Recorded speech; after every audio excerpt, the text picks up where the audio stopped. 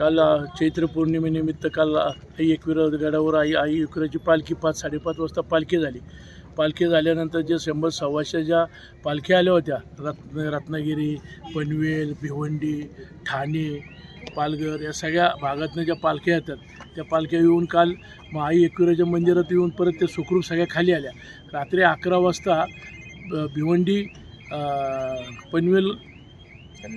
पनवेल कोळीवाडा आणि कल्याण कोळीवाडा यांच्यात मानापानावरून थोडं गाडी तुमची पालखी पुढं का माझी पालखी मागं याच्यावरून थोडे वादविवाद झाले. त्यांच्या वादविवादामध्ये जे काय आज भाविक एवढे आलेत, लहान लहान मुलं आहेत, वयस्कर माता भगिनी सगळे दर्शन एवढं सुखरूप चालले, व्यवस्थित सगळे होऊन येते. सकाळी तेलवणाचा 4 वाजता कार्यक्रम झाला. दर्शन रांगेमधून दर्शनही भरपूर.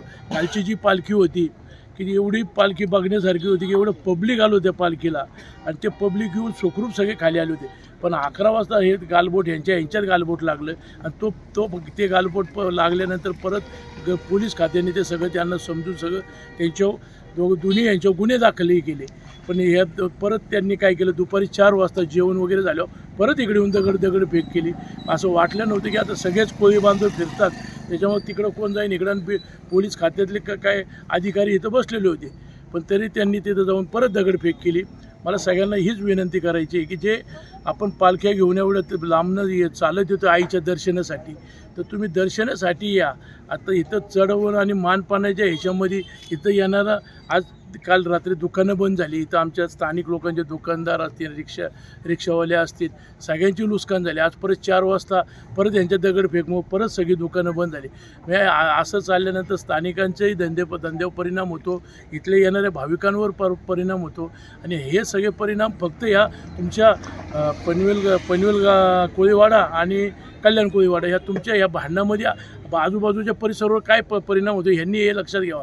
मग यांना कोळी बांधवांना एकच विनंती आहे सगळ्या पालखी जे घेऊन येतात त्यांना, अध्यक्षांना, की तुम्ही तुमची पालखी घेऊन आल्यानंतर आपली पालखी फक्त आई एकविराच्या दर्शनासाठीच आणतोय की चढावारीसाठी आणत नाही, एवढीच यांनी भान ठेवा. बाकीच्यांच्याही पालखीवाल्यांचे भान ठेवा.